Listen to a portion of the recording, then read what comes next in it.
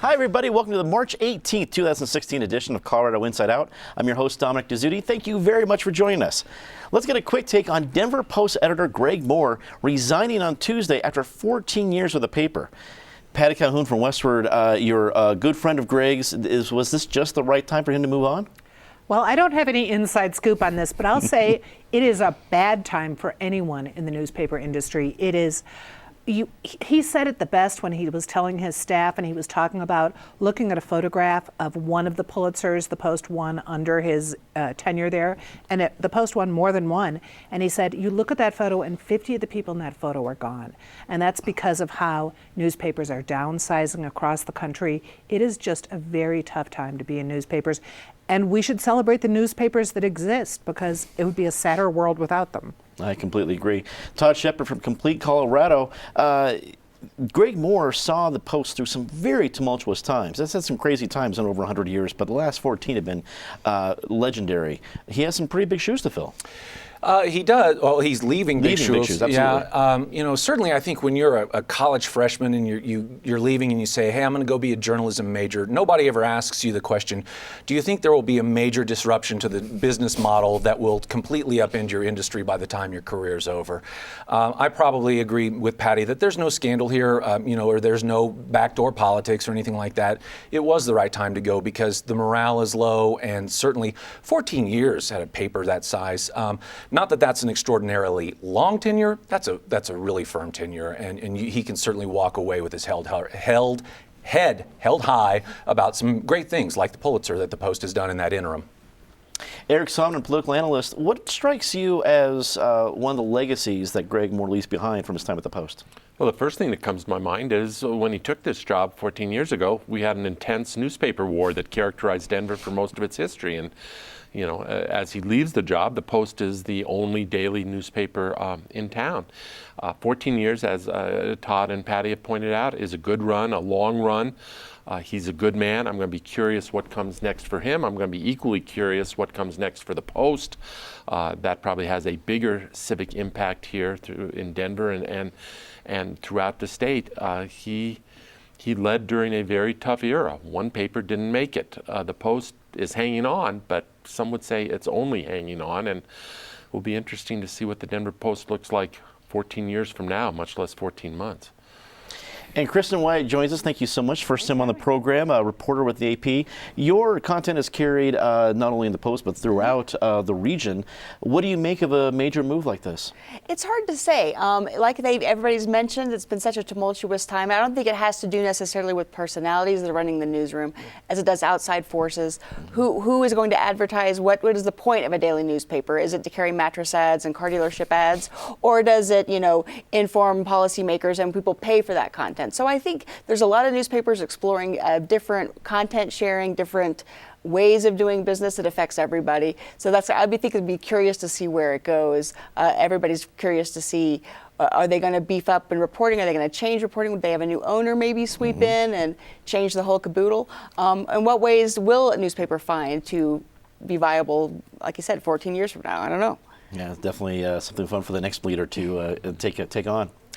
Ides of March Tuesday this week saw John Kasich win Ohio and Donald Trump handily win Florida, causing the exit of Marco Rubio from the presidential race. With a contested convention and/or a Trump nomination more and more likely, Colorado's uncommitted delegates and federal officials facing re-election now become a much bigger story. Patty, Mike Hoffman came out a couple weeks ago and already said that he was not a Trump guy, not a supporter of Donald Trump, was a supporter of Marco Rubio. Where does somebody like him go now who's facing a pretty stiff challenge for his race in CD6? Well, I'm sure he's hoping he's not going into retirement, which is what some people in the Republican Party are probably worried they're facing, given the fact that Trump might lead this ticket. Last week we talked here about Colorado legislators maybe imposing a civics test on graduating high school seniors. We are getting a civics test every time we turn on the news. There is nothing on cable news other than the fact that Donald Trump may be the Republican candidate for the presidency. You hear them talking about how can they possibly get around, at a contested convention, who can get around the Trump rules? If he gets all the numbers, will he get it? If he doesn't get the numbers, can they bring in a fourth candidate, which the agreement seems to be they really can't. Although the Republican Party and the rules makers at the convention seem to have carte blanche on whatever rules they want to make. So every day you cannot believe the machinations that are going on behind the scenes. Meanwhile, of course, we have the superdelegate system in the Democratic Party here in Colorado. So all of a sudden, Hillary's just rolling along. It doesn't matter what Bernie Sanders says. I'm guessing right now a lot of Republicans think it would be great to have the superdelegate system, which they don't have. Right. I believe the same thing. It's like that's a great idea. We should have that. Todd, I've heard a lot of, let's say a lot. Let me qualify that. I have heard more and more Republicans come out, even in Colorado, saying, I'll support the nominee, whoever he is, even if it's Trump. And I'm just wondering, in a purple state like Colorado, is that wise or foolish? Gosh, I guess it depends on who that elected official is and what the makeup of their constituency looks like exactly. But I think there's a flip side to your question. And I'll tip of the hat to my friend Craig Silverman, an alumni of this table. He's really the only one I've heard so far saying, when are one of these Republican Senate candidates going to come out and openly declare they are on the Trump ticket and try to get Trump coattails? It hasn't happened yet that I'm aware of, and quite frankly, that's going to add to this notion that the GOP is splintering. But again, as we talk about the national convention that's coming up for the Republicans and how, there's some trouble there, what I think is really interesting is how much does that trickle down to the state convention? Remember, the delegates from Colorado haven't been chosen. And normally it's much of a homecoming king and queen process, right? People who have been here forever, you nominate them to the national convention and they go, and it's sort of a reward for 20 years of service.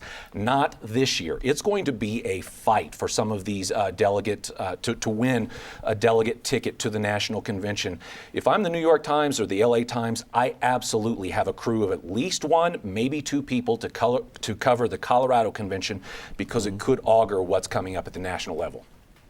Eric, let's follow up with that. I mean, on Super Tuesday, it seemed like being a Republican delegate from Colorado was just boring. You didn't get to do anything at your own meetings, things like that. Now, the focal point of the convention may be upon some of these people. What do you think?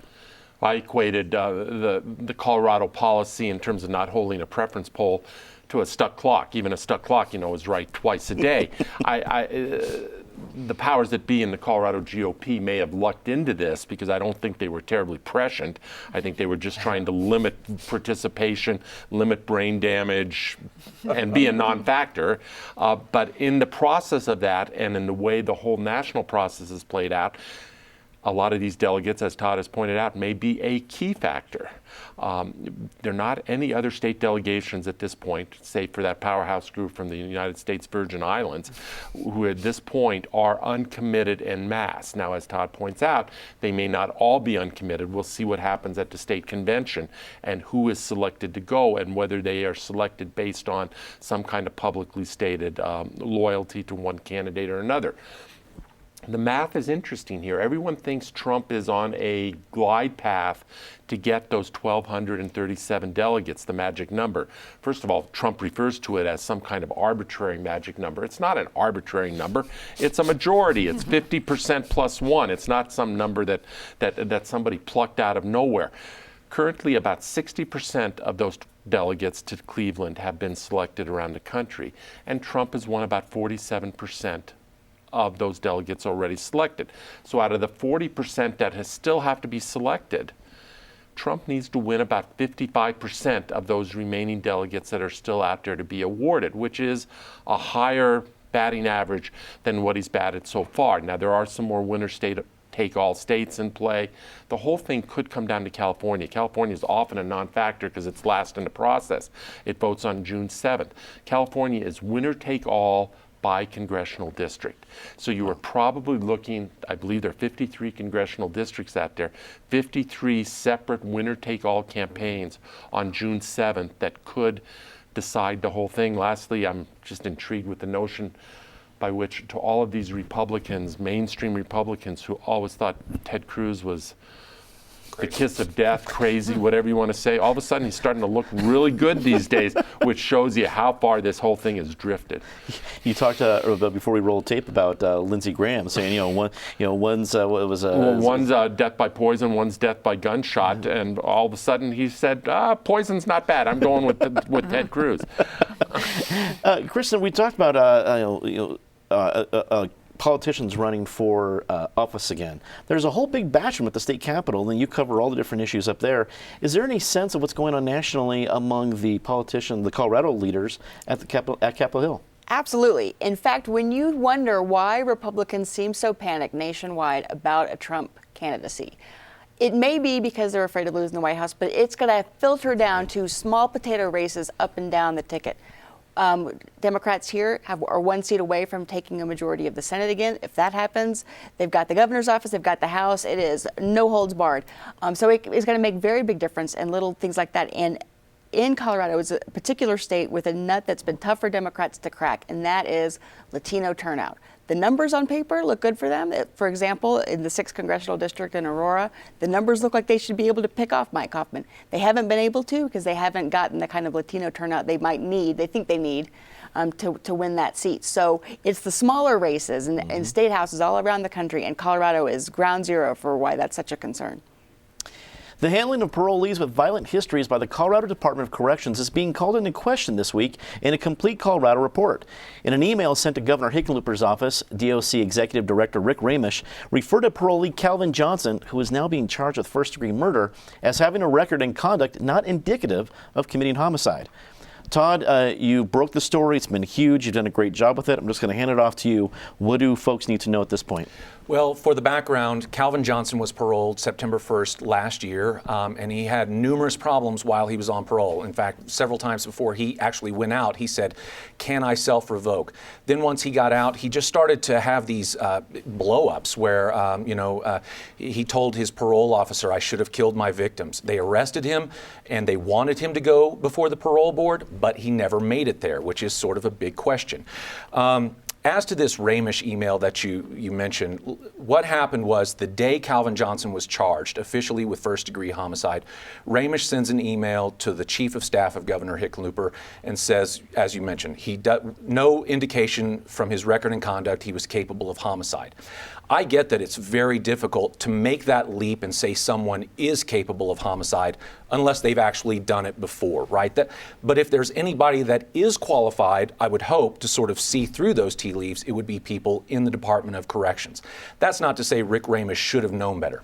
But I'll say that when your email says, "Well, record didn't indicate he'd commit homicide," it leaves me wondering, what did you think he was capable of? Did you think he was capable of violence? Because that's what seems to be the implied left out here, and that's what's very troubling.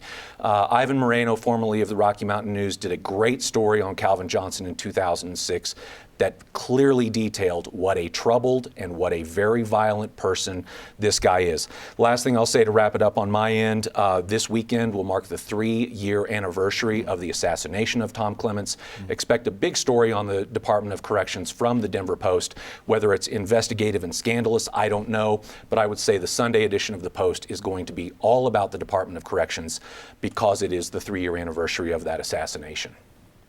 Eric, Todd brings up a variety of good points, but that last one is something that marks a real dark place for Governor John Hickenlooper's tenure as governor. Out of all the different challenges he's had, that has been, I think, the darkest area.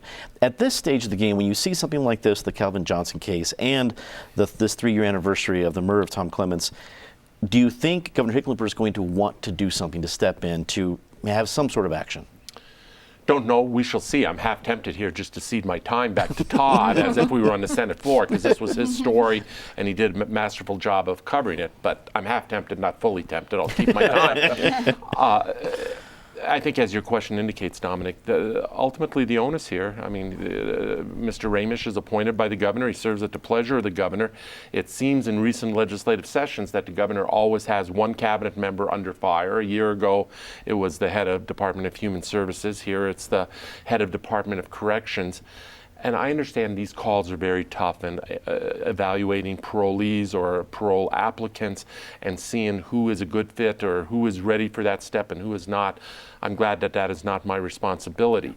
But for the people who chose that career path and who are supposedly expert in this, you would hope they would get it right a whole lot higher percent of the time.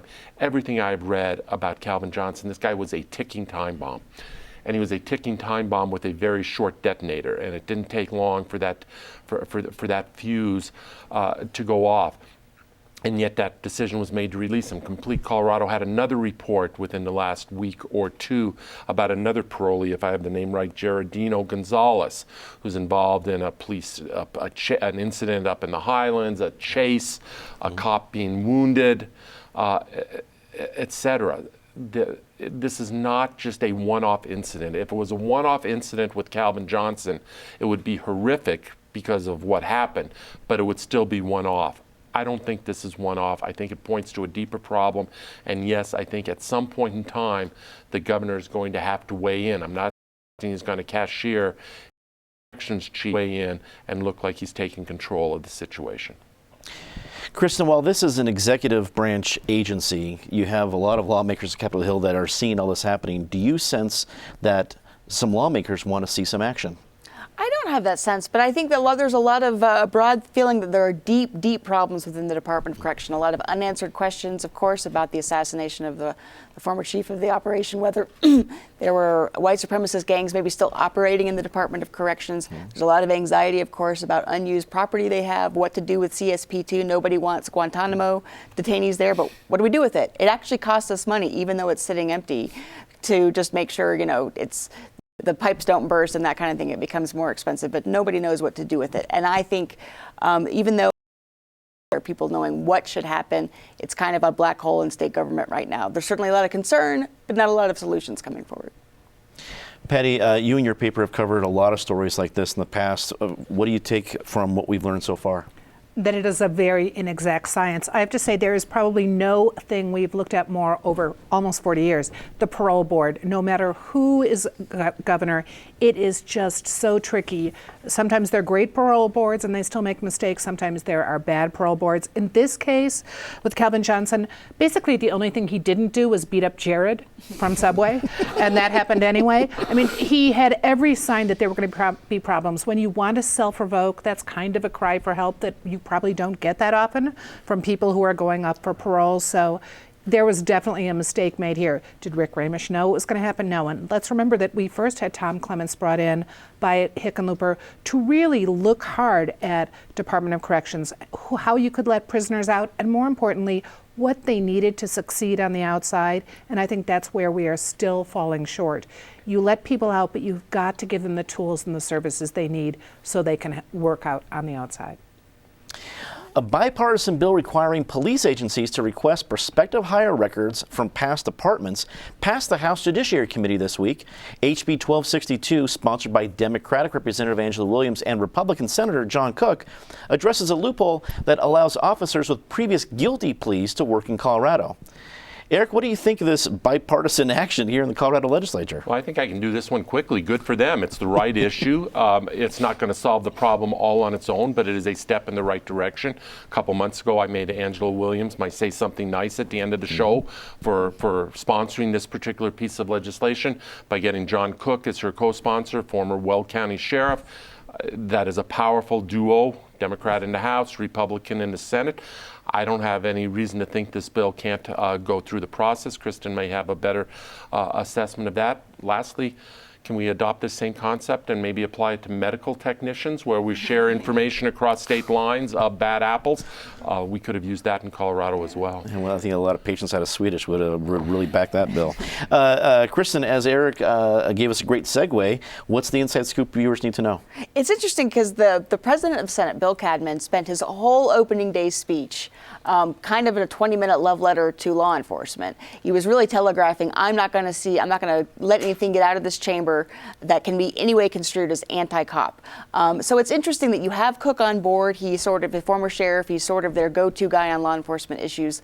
Last year's bill that did allow them to share some limited parts of a former officer's record, but didn't require it. This is taking a step further. They're saying, no, you must share if there's anything, not just lying, to you, but any kind of complaints about excess force or that kind of thing. What's more interesting is where Cook is going to fall on a chokehold ban. Last year that bill failed. He was opposed to banning it. This year the ban is somewhat different. A lot of things, and a lot for bipartisan efforts. What do you make of it? Well, and he has great experience in law enforcement, which most legislators do not, unless it's dealing with law enforcement on the other side. If they go with the chokehold, let's also ban bouncers from using chokeholds. Yes. We saw one customer die this week because of a chokehold. The legislature has also been considering making hospitals have to share information about tech, so let's hope that also goes through. I think John Cook's got a great future at the legislature, and I think people will listen to him. I think this will pass easily. Todd, can the deal get done? Yeah, I think so. Again, I go back to basically the bipartisan question you just asked Patty. I mean, John Cook is really amassing this sort of scorecard of working across the aisle. The last time I was on this show, as a matter of fact, we talked about a bill he was working on in conjunction with Rhonda Fields. And again, when you just look at John Cook, sort of this staunch Republican that really represents, the whole Eastern Plains in a sense, if you will, and represents law enforcement at the same time. Yeah, he's building this amazing sort of bipartisan hand to play gin with. The other thing I'd say is, Eric brings up the medical issue. It was just a couple of weeks ago that Channel 9 did the same thing, but it was with teachers that had been disciplined in other states. So we're not just looking at, this with cops. And by the way, congrats to Chris Osher on a job well done at the Denver Post. We would not have this bill if it weren't for his reporting. But it's not just cops; it's medical issues and teaching issues as well. Mm-hmm. We're starting something new this week during our favorite part of the show with Disgrace So We Can Say Something Nice. We're now going to give you at home the chance to join in the naming a Disgrace of the Week or to say something nice about somebody. To join the discussion, go to our Facebook page or check us out on Twitter. Every week, we'll include a lucky viewer's choice for each segment. But as always, we start Disgrace of the Week with Patty Calhoun. Patty? Well, I'm going to have to return to the disgrace of the local Republican and Democratic parties and the national Republican and Democratic parties for, in our case, how we worked the caucuses where people couldn't get in, people were having trouble who tried to register Democrat and didn't register. You've got the Republicans who were concerned that their votes didn't matter because there wasn't the straw poll on the presidential candidate. And then you have this crazy but double standard. You've got the superdelegates for the Democrats. The Republicans just have mass chaos. Let's actually get things organized. Let's let those high school seniors come up with this as a civics program. Todd? The I Love You Guys Foundation started after the tragic death of Emily Keyes in Bailey. Ever since that tragedy, they have done this motorcycle parade, Emily's Parade, and they have announced now that they won't be doing the parade anymore. Sad to see that go. Great to know, though, that John Michael Keyes and his wife Ellen will still be doing the good work that the I Love You Guys Foundation has been doing ever since that tragedy. Eric? Just the entire hypocrisy on all sides around the Supreme Court appointment and what the process should be. There is no one involved in this who is operating from any kind of ethics or any kind of real principle. Had his way to deny him an up or down vote, but now an up or down vote is sacrosanct. There is shame all around. Kristen? Patty already mentioned mine. It's Stephen Nigg. He's a 60-year-old guy in prison in Englewood on a weapons charge, and he thought, I want to reduce my sentence, but doing that, I'm going to punch the famous subway guy to draw attention to my lengthy sentence, and then they will reduce it. It seems ridiculous. I did check. He has a kind of GoFundMe page for his defense. He has a goal of $50,000, and by this morning, he'd raised $689. So I don't know who those people are, but it seems like kind of ridiculous. Anything can have a GoFundMe page, just proving that point. Our viewer submitted Disgrace of the Week comes from Tony Hopkins, who nominated Colorado Republicans for trying to introduce a voter ID bill into law. He asks, what's next, a poll tax? Now we go to say something nice about somebody. Patty, start us off. Two civic ventures, local. Warm Cookies of the Revolution, which has been doing monthly games in different neighborhoods. It goes to the Globeville neighborhood tomorrow. And in Northwest Denver, there's going to be Rafael Espinoza is hosting a How to Make Your Area Historic. We need more information on how to do these things rather than rumors. How to make your place historic before they tear it down to build a 5-story. Exactly. So move fast. Todd? this is embarrassing. I just realized I gave my say something nice during the disgrace. So now I'm Not the first time, it's okay. Now I'm on the opposite end. So now I have to do a disgrace that goes to Colorado State government. Since it's Sunshine Week, for continuing to leave this Gmail system basically unaccounted for, where we have no real accountability in terms of saving emails so that reporters and citizens can learn what their government is doing. It's a disgrace that they've let it keep going. They're saving a ton of money. They can put some of that back into data retention. Eric. Well, we're about to elect a president who doesn't share that point of view, but I'm going to keep my say something nice within the family here at the table and say something nice about counterpart across the table, Todd Shepard.